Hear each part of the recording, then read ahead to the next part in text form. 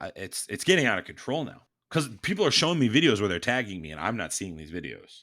You heard it here first on the Infinity Bros Patreon. Max hates ALS, so he's not. That's not what I said. That's not what I said. I said I hate the Ice Bucket Challenge. You can put me down for hating the Ice Bucket Challenge.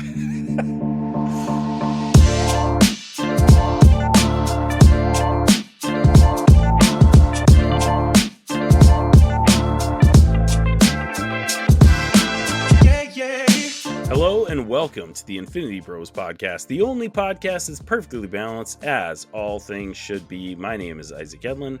I have one other Infinity Bro with me. It is Max Mosier. How you doing, Max? Isaac, I'm glad to be here. I'm super thrilled to be invited back on a show that I helped start. For those of you who aren't familiar with Max's voice, he was the main host of our podcast for like 150 episodes. So welcome back. I was just going to say, I started that sentence and I Michael Scotted. I didn't know where it was going. Yeah, I didn't even know where it was going. It just went. Happened. Sorry, guys. It happens sometimes. Sorry, tough night. You know, that's just the style and brand of podcasting that we at the Infinity Bros bring to the table. So if you don't like it, you can always turn it off and watch it, listen to a different podcast. So yeah, in your face, we got your download. We already got your download. We already got your download. So thank you for that. By the way. Gotcha. So we're going to be talking a lot of Marvel today. And the first thing that we wanted to bring up is that we actually have a Patreon that you can click the link to get exclusive access to content that is not revealed on our main episode. Max and I talked about a few different things on that. I reviewed The Pit. We talked about the ALS Ice Bucket Challenge that Max has been nominated for dozens of times now, almost. And you can hear Max's full thoughts by clicking on the link and going to our Patreon to hear. Yeah, that's what a great sell. What a great sell. Yeah, give us money so you can hear me rant for 10 minutes about the ALS Ice Bucket Challenge. Yeah. Yep. I can just hear the money flooding in. Yep. It's just crazy. All of a sudden, you just hear that ding, ding, ding, ding, ding, ding, like everybody signing up for our Patreon. Yep. It's rolling in. It's rolling in. Why didn't we do this before? We should have had you rant about this previously. There's just zero chance that people are that has to be bottom 5 teases we've ever had for our Patreon. The chance that people have for signing up to Patreon to hear that is the same chance that you have of doing ALS Ice Bucket Challenge. Does that sound fair? Don't know. I think there's a bigger chance we're getting Patreon subscribers than that. Wow. Okay. Neither here nor there. Dang. Neither here nor there. Well, besides of the exclusive content that you can get on the Infinity Bros Patreon, we are going to be talking all things Marvel today. We're going to be talking about some of the initial reviews that Thunderbolts has had. The social media embargo lifted this past week, and we've been hearing a lot of people's first impressions and reviews about it. And we're going to be reviewing the season of Daredevil Born Again, which just aired their finale last week, I believe, 2 weeks ago, maybe. I don't even know how long it's been, honestly. Time flies when you're an adult and have adult things to take care of. So, but yeah, we're going to be talking about Daredevil Born Again. We have talked about it on a few previous episodes of the Infinity Bros podcast, so you can check out our links to hear our previous reviews, but we're going to just be talking about the season as a whole. So, Max, let's talk Thunderbolts first. Like I said, social media embargo lifted this past week, and we got a lot of initial reviews, and I would say pretty overwhelmingly positive. Most people are saying that this is a solid Marvel entry. What are your thoughts so far on all of the reviews and first impressions that we've been seeing on social media? Yeah, I mean, for me, what's really fascinating about Thunderbolts has been, I would say about 1,000 days ago, I was not on the bandwagon for this film. I was side-eyeing it. I really didn't feel like it was a great move for Marvel. I didn't see the bigger picture in it. Who knows even 1,000 days ago, Isaac, if Doomsday was going to be part of this whole thing, right? Like, I don't even know. It will be fascinating 5-10 years from now when they kind of reveal what really the plan was. But I just get the sense as I look at these reviews and I see the the lineup that we have coming down the line, I wonder if this movie is going to have kind of an Infinity War splash, simply from the fact of just reading the reviews. And I haven't, I've kind of not been on X the last couple months, to be honest, because I've just been so. I'm not like doing like a I'm getting on social media thing. I just literally just haven't opened my app. I just That's fair. I just have was fascinated to hear about these reviews, and one of the reviews that really stuck out to me that I wanted to read was from Big Gulp Bolt Media. They said Thunderbolts is raw, hilarious, and deeply human. It's a bold dive into trauma, healing, and redemption. Proof that the even so-called defective losers and disposable delinquents can rise above their past and become the heroes no one expected. It's gritty, emotional, and unlike anything Marvel has done before. A must see story that hits where it hurts and heals where it matters. Then they kind of put this like mind blowing thing next to one post credit scene. And that's just me pontificating. But I think the reviews have really been fascinating to me, Isaac, because I really was expecting after Captain America, and we've talked about this a couple times on the show. I just was expecting after Captain America this to kind of be a dud.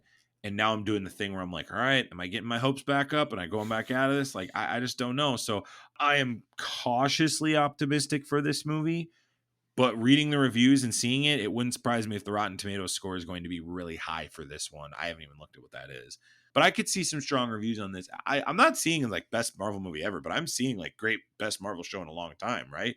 But yeah, I was curious to know what your thoughts are on our reviews. I know reviews are polarizing on this show. Some people love them. Some people are like, stay away from them. I don't like spoiler reviews. I like non-spoiler Yeah. reviews, especially See, at this juncture. I don't mind Twitter reviews because most of them are like a very short, like couple sentences, like basically just their general thoughts, mostly non spoiler. So those I don't mind. Like I can take those. I don't go searching for like full, reviews of like, is this movie worth watching or anything like that. But I mean, I'm on X pretty frequently. So I definitely saw a lot of those first impressions. And like I said, I feel like most of them have been overwhelmingly positive. Saw one or two that were like, this movie's just not for me type Sure. vibes. But I'm right with you. Last year at this point, Thunderbolts just seemed like, why are we doing this? It just seemed like kind of a throwaway entry in the MCU. Leading up to Captain America Brave New World, I feel like they really pivoted and trying to sell this as like we had that A24 promo where like they're really diving deep into the artistic aspects, right, Right. of the making of this film, of everything about this film. I thought that was really fascinating because I think there's one other movie that Marvel did that with to a degree, probably not to the same degree as Thunderbolts, but that was actually Eternals. They were saying, oh, Eternals is beautiful. It's artistic. It's cinematography at its finest. And we all know how that went. Obviously, I don't think we, as the Infinity Bros, are as hard on Eternals as the general population is. Like, I think we generally enjoyed it. But I find it interesting that that comparison stuck out to me a little bit. So I think it will be different because we know that there is a lot of these characters have comedic backgrounds. Like this is going to be a funny movie, but it's also dealing with trauma, and like all of these characters come from pretty traumatic backstories, Sure. and we're getting Sentry, who is a broken character, who is a pretty famously deals with a lot of mental health issues type of character. And we see that in some of the promo material. He's not in a straitjacket, but he's in like scrubs of like a mental health institution type place. So I think we are going to dive deep into this trauma aspect. And the one thing that I thought was interesting from that Avengers Doomsday announcement, the cast announcement, is that Lewis Pullman's Sentry is going to be in Doomsday.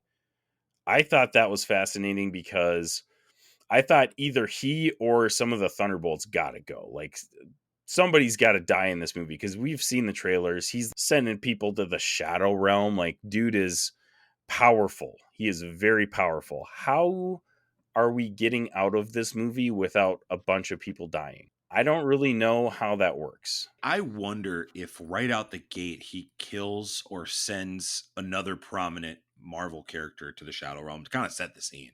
Kind of similar to Infinity War. Probably I Taskmaster. well, no, I'm saying like separate of this team. Oh, And it's like that would be I wonder interesting. if right, like I have no idea who that character would be that's in the realm of this movie right now. Maybe like a Somebody who's She-Hulk not or really something. impertinent to the future of the MCU. What about I've been seeing stuff on social media about him, but Martin Freeman's character from Black Sure. Panther Wakanda Forever, Well, just I like mean, he was remember he was a scroll, right? Till the end of right. the scroll show. I mean, Yeah, and then like he shows up. Yeah.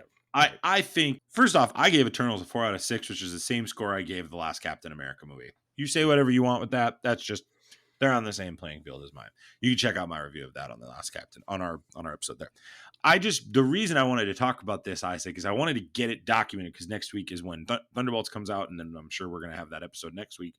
I just really think this is going to end as a show with the Void doing something cataclysmic that results in doomsday, whether that is the whole planet gets sent there or I that's probably honestly too big.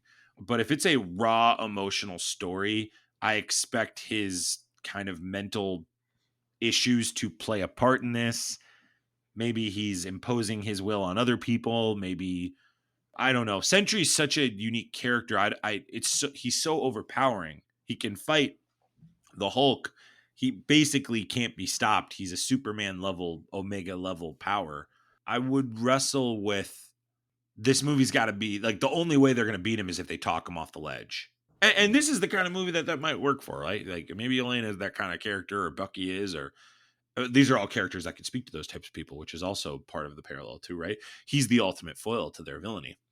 I think this is going to be a fascinating movie. I think we wanted Captain America to be this, and there's really high hopes for Fantastic Four, but I think this might be the movie that like moves the MCU forward, the greater story. I don't see how Fantastic Four does that. I think this has to be that movie. I think Right. Fantastic Four joins when whatever happens here Hmm. takes place, and maybe it's Yeah. nothing. Maybe Doomsday is just kind of like Infinity War, where it just starts fast and moves fast in the world that's kind of just meh. But I have nothing. I haven't seen any spoilers on this, thankfully. But also, I'm so curious to know what they're going to do with Sentry because that is a character that can't. I've been on record for saying this many episodes ago. I think he is the Molecule Man of Secret Wars. I think he is for sure the character that Doom uses to do all the crap he's trying to Yeah. do. Yeah, So honestly, like after you mentioned that on I think it was on our episode that we had a couple episodes ago on the Infinity Bros podcast, I literally saw a theory online that was something to that effect, and I was like, Max might be onto something here. Like this it is just a doesn't good make idea. sense for anything else, especially with what you're Hmm. saying with him being in the movie. So I Right. I also think Marvel's kind of smart. They're getting their ducks in a row. They're getting things ready to go. Like as Daredevil, we'll talk about that in a bit, but it appears to have been a win. Captain America was mad, but a lot of people still went. And I anticipate this movie doing well based on what I'm reading and seeing. And I think Fantastic Four is going to do gangbusters. That's the other thing. That movie's just I cannot wait for Fantastic Mhm. Four. I'm Yeah. so excited for that movie. So Yeah. yeah, I think Marvel's wisely just marketing this well and saying, "Oh, they're going to be in Doomsday, so you better go Miss Thunderbolts." We're kind of getting that hype now of like the Black Panther era, Mhm. first Black Panther before Infinity War and stuff like that, which I'm excited for. Yeah. So I've been optimistic. Can't wait. Yeah, I'm definitely excited for it too. I think I was excited for it before the hype started dialing up, but after Marvel really started pushing it, is probably slightly after they started their Captain America Brave New World like promo push. Man, I'm really excited for this. I think it's going to be a dark horse in the MCU, and I don't know if it's going to dethrone any of the movies on like my top 10 Marvels list. Like I if it does, that would be amazing. But I have a hard time seeing almost anything coming from Marvel in the future derailing, my top 5 of like Infinity War, Endgame, Captain America Winter Soldier, Civil War, those types of movies. I don't know if I see anything coming up to that level I because it was think they all just new can. and it was all, like so fresh. And I don't think we can get that anymore. I still think we can still have quality movies that are really fun and great to watch and stuff. But I don't know. I just don't see anything coming up to that level anymore. I think they can if they do a better job with connecting all this stuff. They haven't done a great job of that, and they spread themselves too thin. What made the first run was that they were all showing up in everything else. And Ant-Man, what makes that special is Falcon shows up in Ant-Man, right? Like that's what makes those movies special. Right. It's special when a character that's not supposed to be there shows up. It's not special when you do a bottle episode. Sorry, that's kind of at this point a prerequisite for me. And I have a thought on that about Daredevil. That's what I'll say. I'll leave that as my tease for the Daredevil talk. There we go. Yeah, so let's get into it. We're going to be talking about Daredevil Born Again. This is your spoiler warning. We're just going to go full spoilers right off the bat. So if you haven't watched it yet, here you go. This is Prepare yourself. an Infinity Bros Prepare yourself. spoiler warning. And we also have a special rating system in the Infinity Bros podcast. Max mentioned it before, but if you have not listened to us before, this is that rating system. Here on the Infinity Bros podcast, everything is ranked from a 0 to 6 point scale. 0 meaning horrible, and 6 meaning absolutely excellent. If all of the Infinity Bros rank something a 6, it gets an Infinity Step. All right, Daredevil Born Again dropped at the beginning of March, and man, it really got things rolling. I want to say it picked up where it left off from the Netflix series because we got so many similarities and stuff from those series. Like technically, canonically, it did, but there's like a 7-year gap in between season 3 of Daredevil Netflix and Daredevil Born Again. So there's a lot of history that happens off screen in between these two seasons. But we got 9 episodes of Daredevil Born Again. It initially was going to premiere as 18 episodes, but I think what they ended up doing was after they retooled that, they split it up into 2 different seasons. So we already have pretty much a plan, and I believe they've already filmed a good chunk of season 2 of Daredevil Born Again. So we have mentioned in previous episodes, they retooled it quite a bit. Karen Page, Foggy Nelson, their actors and actresses, Deborah Ann Woll and Eldon Henson were not initially going to appear. John Bernthal also was initially not going to appear because he refused to take part in the script that he like. That's the which is the wildest part of the whole thing. Like, I got to interject. I'm sorry. Yeah, absolutely. To me, that's your sign that this sucked. That is the sign. The sign that this was not going right was when that guy was like, "No thanks, I'm out." Also, we got reports that both Charlie Cox and Vincent D'Onofrio went to the showrunners and they're like, "Guys, this show kind of sucks. Like, we need to work something out here." So all of those things, and John Bernthal also had a little bit of a say in that as well. All of those things combined, they finally retooled this season. And in my opinion, you can kind of tell that it was retooled. The pacing is a little funky. There's definitely a lot of different storylines that don't quite get blended or meshed perfectly in the season. But I thought they still did a pretty dang good job of coming up with a great season of Marvel television, which, you know, at this point, it's not really that hard to crack the top 5 Marvel Disney Plus TV shows. So I'd say it probably did that. But that's a good point. Man, that's a really good point and question I haven't thought of before. What are your initial thoughts on Daredevil? Okay, well, let me kind of go back to what you're talking about before. This doesn't surprise me. Marvel sucks at making television that's not cartoon. They just suck at it. And so it was a wise choice by Kevin Feige to bring Netflix back in. I still don't understand at this juncture how the original Netflix people haven't just been called up to bring the whole band back together. I just don't understand. Right. I don't get it. I understood in COVID why they gave it a go. It's okay to punt on this. It's okay to go back to just movies. This didn't work. It's okay. Or like, let's do Daredevil and that's it. Let's keep the street heroes at this level. No, I'm actually on the opposite end. I really liked Daredevil as a season. That's what I'm going to say. I thought Daredevil as a season, even with the weird clunkiness, it really worked for me. I wasn't expecting a ton of Daredevil this year because they made it very clear at the front end. They're like, look, Daredevil's wrestling with some grief here. And so I understood early on that it's gonna be dramatic when he comes back in the suit. Yeah. And I liked seeing his new life. I thought it was incredibly shocking to see the death of Foggy. Or at least the perceived death. I don't think he's really dead. I think he's coming back, which is fine. But I was cool with it. I really liked this season. I really loved the last 2 episodes, and it's evident that it was the original creators on the last 2 episodes, cinematography wise, lighting wise, and just storytelling wise. Oh man, D'Onofrio is so good in this show. So good. It's so hard for me because he's so good, even with all the political. This show is the prequels. If you loved the prequels of Star Wars, then I would equate my passion for this series to that, in the sense of saying I was cool with the Lego mumbo jumbo. I was cool with him wooing, random gal who she's trying to save that guy from a 30-day court sentence. He's saying no, or is it saying no probation or something like that? I forget what the court verbiage on that was, but I just liked that he's like talking to this gal and flirting with her, and he gets it bumped down, and that's the stuff that you could tell he's more seasoned. I like it, and that's what and to see that in the Spider-Man show, and I'm hoping. I mean, we saw it in She-Hulk.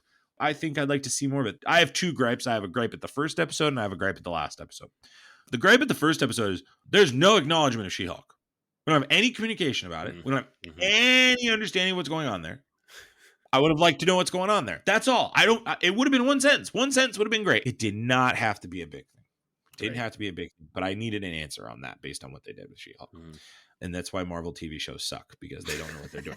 There's so much stuff they could be doing interconnectivity wise, in which we'll talk about in one of the episodes here. But there's so much more stuff they could be doing that they just didn't. For like, are we alluding to the same thing in the finale? Are we alluding to the same thing here in the finale? No, I was talking about the bank heist episode. Oh yeah, the bank heist episode. Like, I think we made a clip of this. Like, yeah, it's the best Miss Marvel content. It was by far the best Miss Marvel content, and like totally made the dad way more appealing to me.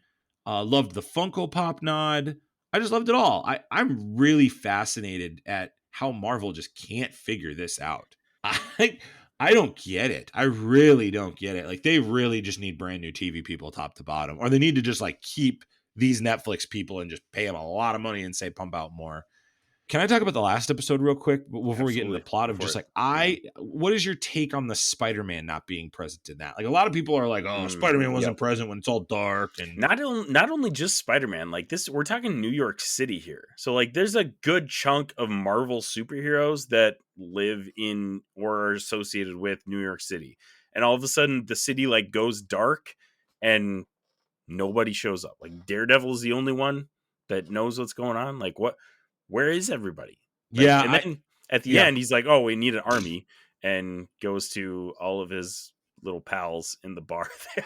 Yeah. Were you expecting like someone to pop in on the other side there? Were you kind of expecting someone big to pop like in? A little bit, because they built it up, and then he shows up in the bar, and granted, like maybe that's not the army he was talking about, and that was just his friends that were going to help him recruit the army or something like that. But still, like, they built it up like it was going to be this big reveal, and then it was literally just a room full of like normies.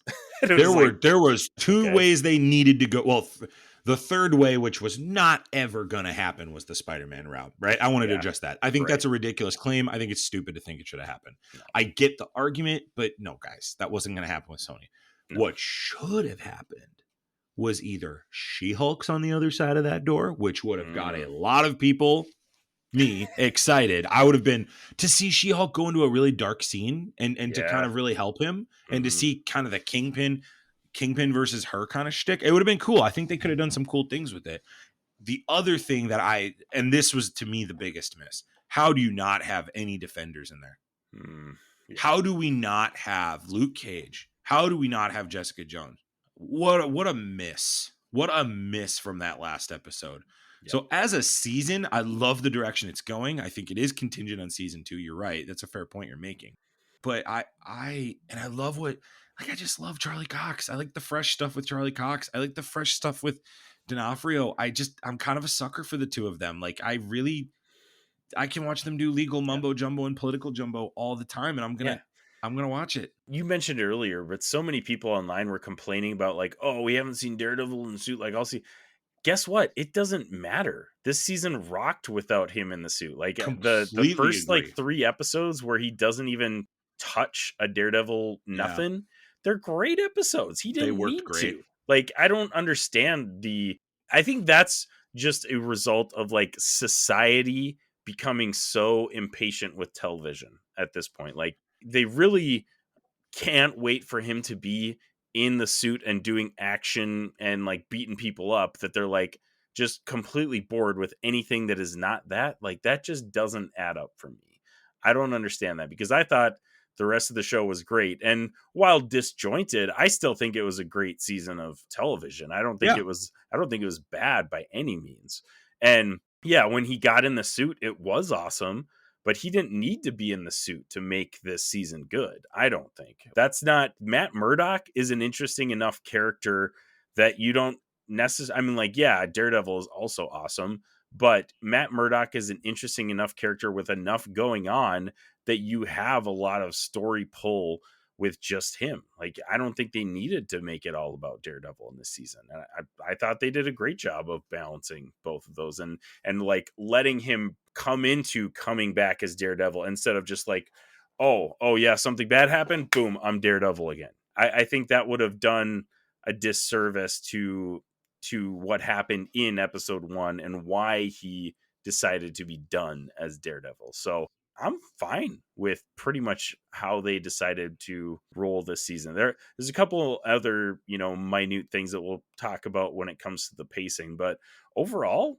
I loved it. I thought it was a great season of television. I don't know what people are freaking out about. Not enough Daredevil. No, I think they dropped the ball on not getting the Defenders in that room. I Yeah, think I'll the agree with dream that. for me was She-Hulk. Spider-Man's been like the world's dream, but like my dream was Yeah, She-Hulk. like you said though, that's just like with Sony involved, that's just not going to happen. Like, And She-Hulk, unfortunately, like the CGI didn't work, the tone wouldn't have worked. I understand both those choices, but to not have Luke Cage or mhm, Elektra or right. just somebody. Elektra, another one too. Yeah, Like, there's like so many different mhm. people from these Netflix shows And that people I would have will been cool say, with. I'm so glad that they retooled the show to get John Bernthal in there, because the Sure. chemistry that he has with Charlie Cox is incredible. No, I, Yeah. I agree. But those are like big, huge, like, oh, I wish you do that. But you can't say you have an army and not do something like that. That's Mhm. I think my thing. Don't And here's my other thought too. There is like a newer comic run where Daredevil, and this is a little bit like we talked about on that episode earlier when we talked about Daredevil Born Again. There is set photos of him out there of season 2 already, of him in the black suit. And right. there's a comic run, Shadowlands, I believe it is, where he actually becomes the leader of the Hand, and he wears that black suit. So there's a lot of people online saying that that could be his army, is the Hand. Interesting. That would be That interesting. would be really interesting, Yeah. Isaac, if they went that route and then they kind of just loop back in the Hand, and that's a way to get the Hand back in the MCU. You know what? I'm And that would subscribing be to a way that. to I'd be get cool with Elektra that. back in. You could loop some Defenders in there too, because they were also helping with the Hand in the Defenders Daredevil series and stuff like that. So I think you could get it. But I totally agree with you though. I felt like they built it up like he was going to see his army, and then we just walked into the bar. A bunch of his friends were there, and it was like, oh, okay, like where's my army here? My crackpot theory is they wrote that scene because of all the changes. I think Marvel was trying to get somebody back. Like I Yeah, think they were trying and to they get couldn't do Jessica it. Jones or Luke Cage, and they Mhm. wrote the scene, and it just got to the 11th hour. And because they're not doing season 2, they just replaced it with the normies that we all know.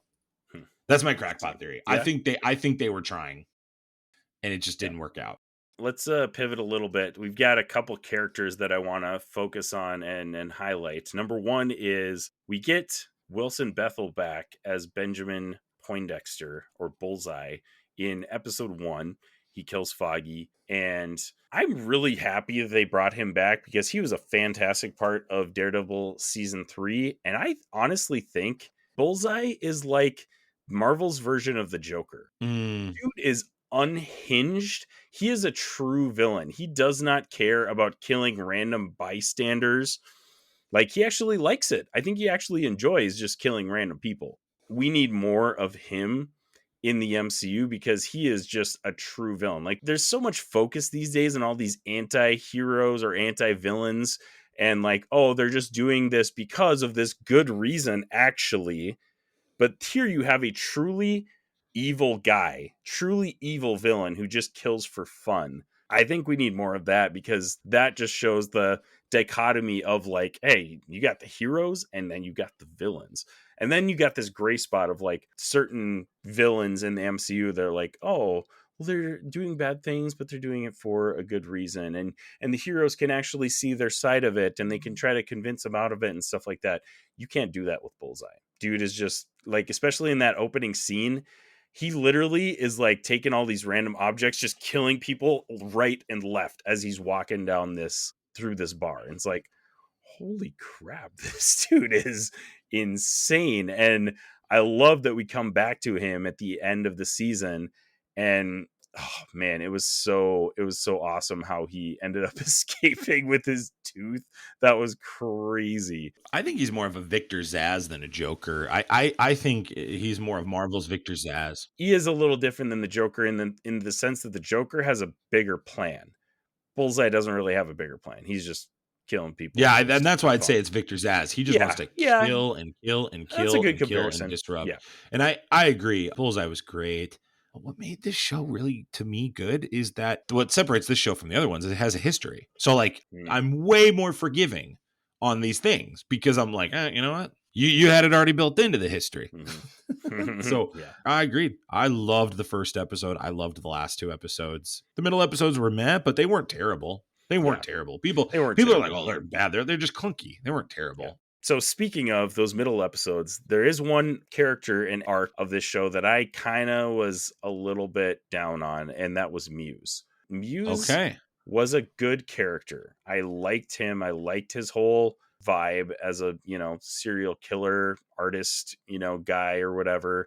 It was a cool, creepy way to, show the evil side of New York City, but his arc was so short and I felt like they thought they were going somewhere and then it just ended. And you're like, wait, so why did we even build this up if it's over now? After that episode where they had that fight and then Heather, his girlfriend, kills Muse, I was like, is he really dead? I don't know if he's actually dead because it seems like they were trying to go somewhere with that arc and then nothing really happened. That was such a rushed arc that kind of reminded me of all the other MCU shows. And I think but the outcome I did like with Muse was that it got him and it got Matt and his new girlfriend in a spot where she was blaming the mask. So he did do his job. I just think the buildup for it was maybe a little too much I think the payoff wasn't worth the buildup. They could have either scaled back on the buildup or they could have maybe threw one more episode in there to get a better payoff, or whatever. Maybe. But you kind of mentioned it a little bit, but that scene where Matt is, having an argument with Heather after that happens and she's like, Daredevil didn't save me. I saved me. That was my jaw dropped when she said that. I was like, oh my gosh, you have got to be kidding me. So just like, there are certain characters in this show who grossly overestimate their abilities. Yeah. And she is one of them, as well as Karen Page. She is another one that, like, it's just something about dating Matt, unless you're Elektra, where you overly overestimate who you are. Yeah. Do you feel like the cliffhanger? I know we talked about the room with the normies, but like the cliffhanger, did you feel like seeing everybody in those cages? Like, was that worth it? Like, what do you think season 2 is going to be like? That was kind of a wild ending because obviously in that last episode, we see that they kind of like at the beginning of the season, you didn't know if Fisk was being serious about like being changed. And then obviously we get the whole Adam storyline. Okay, well, he's the same Fisk, but we kind of gradually through the season creep back to Fisk being full Fisk. And in that last episode with the cages, that's like, oh man, we're back at 100% Fisk. Before you almost believed that he actually wanted to do something good for the city. I wonder if Fisk, convinced himself that that's what he was doing. So like we as an audience almost believe that a little bit. And then at the end, you're like, oh, just kidding. It's just Fisk. Like he's just doing his Fisk things. But that was kind of a wild thing. We had the little glimpse of the swordsman, the guy that Oh was yeah, in from Hawkeye, yeah. from Hawkeye. He was also in a cage because he's a, really rich, influential guy in New York City. So, that was kind of interesting. And then the post-credit scene, we see that Frank Castle also is in one of those cages and escapes by using his fame with dirty cops. That was just hilarious that the guy who is guarding him or whatever is like just fully in on Frank Castle, like giving him conversation and treating him like an equal and a buddy and stuff like that. And then he Yeah. just breaks his arm, kills him, gets out.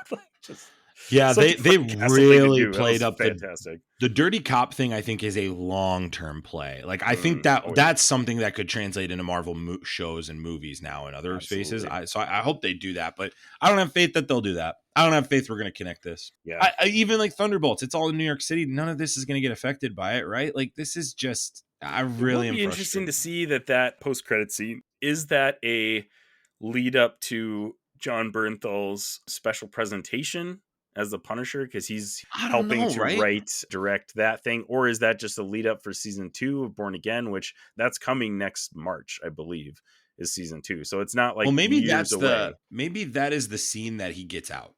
It's like that scene ends, then we go right into the gory shot of his arm, that guy's arm being broken, and maybe he's getting keys, and we're off to the races, right? I wonder if off it's to the races for sure. Yeah, I mean that's what they basically did, in the first 5 minutes of this season with Foggy's death as well. Sure. So yeah, if they do that, that'd be kind of cool. I'd be down with it. I'm totally down with that. I Bernthal wants to write, direct, produce, edit, whatever he wants to do. Let him do it. I'm in. Yeah, let him do it. Dude is a fantastic actor. The Punisher shows were fine. Director, so. The Punisher shows were just fine. Like I don't even know if I'll watch that show. But I like the reason I'm so for it is I want him for these projects. And I want him to be around in this universe. Yeah. He's better connected than on his own. He's an awesome number 2. Awesome number 2. Yeah, he is a perfect complement to Daredevil. I think he does really well in these Daredevil seasons. And his show is good. Like the Punisher show was good, but it didn't quite stick out as much or make quite a mark as Daredevil, or I would put it probably on par with like Luke Cage and Jessica Jones. Oh, I would not. I would put it below Luke Cage and Jessica Jones. Really? I would, yeah. Okay. I would put Jessica I would Jones say season 1 definitely was better than season 2 for sure.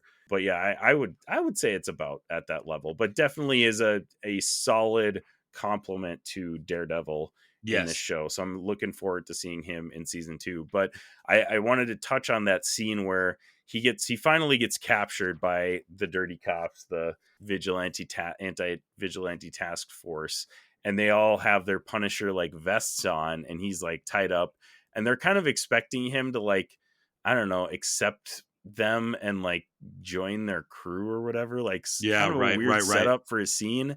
But then he's just like, I love how he's just like, you guys are just a bunch of clowns. Like just straight up like, you guys are idiots.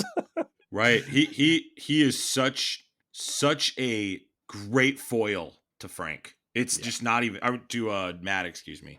Yeah. He's so great at just ethically challenging everything that he does. Yeah. When they have the big fight in Matt's house is what you're talking about, apartment. Right? That's like, and how he's just shooting these guys. He's just bop bop, no problem, right? And I think that is just such great writing, and I just love their dynamic. I would welcome a Daredevil and Punisher movie. I would welcome that movie. That would be fantastic. Like I think if those guys like teamed up with like Yelena or Bucky or Captain America, or maybe it's like a Captain America versus Punisher kind of shtick. I don't know. That is maybe a Dark Avengers kind of thing. And there's been rumors that this next movie is going to be essentially a Dark Avengers.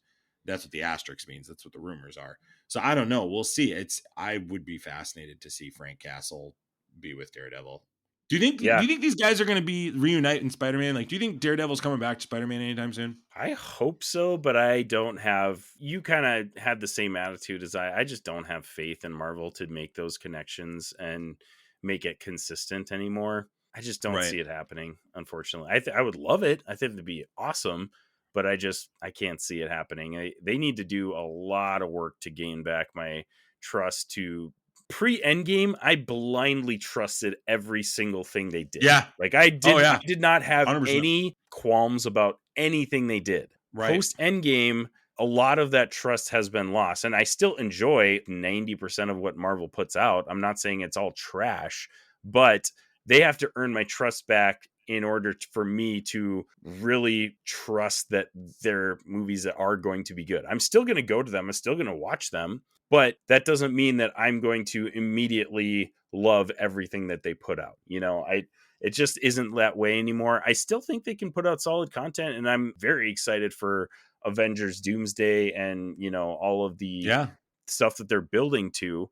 But that level of trust is just gone, after all the stuff that they've done in phase 4. And what are we in phase 5 now? I don't even know what the phase Yeah, is. we're phase 5. But I think it's kind of like Marvel's kind of where Star Wars was when they did the sequels. Like, they have a chance True. to get everybody back in here with this Doomsday thing. They have a chance to bring everybody back in. And if they do well, people will do it. If they don't, people will still watch, but it won't be the fandom like when those 3 movies came out.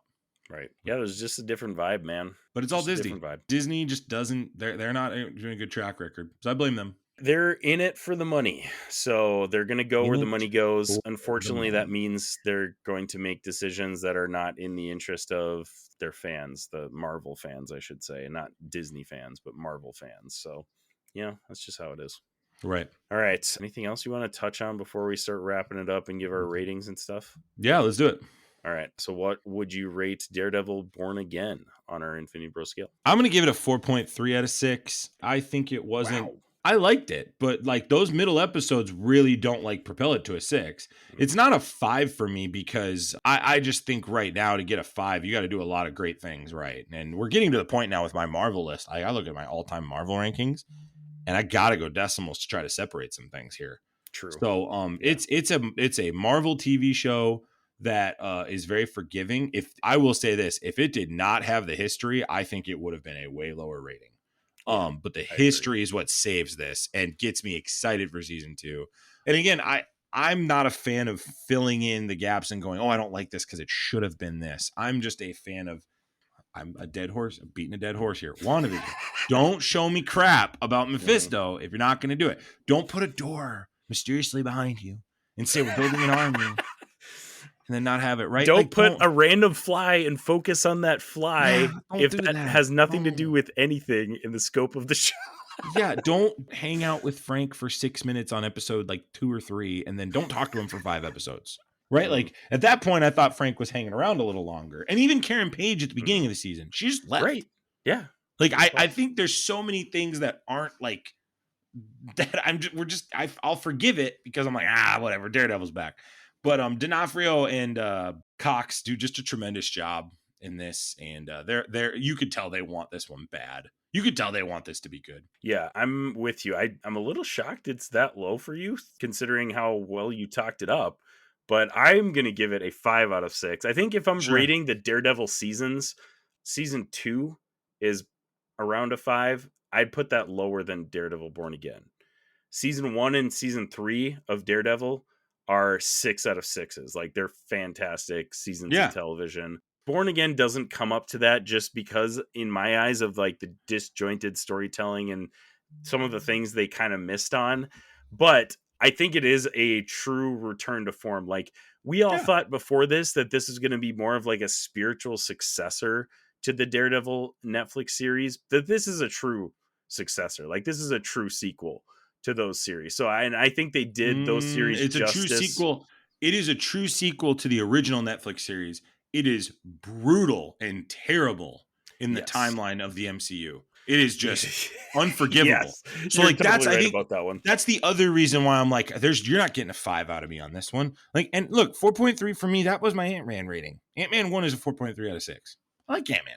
Yeah, I liked it. Ant-Man's great. I love it. I do think too, Charlie Cox, Vincent D'Onofrio, John Bernthal, and Wilson Bethel as Bullseye. Those guys carry this show. Like, if they didn't have the gravitas and the chemistry together that they do, this show wouldn't work. Like, I just it was too disjointed to make it a compelling story all the way throughout. But those guys' performance elevated this show significantly in my eyes. All of them did amazingly. And I thought this is a great show of television. I do think if we're excluding Netflix, in the Disney Plus Marvel shows, this is probably top 3 with like Loki and... Wow, that's a great question, Isaac. Where would you rank this on your Disney Plus Marvel shows? Do I get could I take the cartoons? Sure. If we're throwing cartoons in there, that actually probably changes my list a little bit as well. I think I would go Loki number 1. I think I would put Daredevil Born Again at number 2, honestly. Loki season 1 and 2 I'd put above it.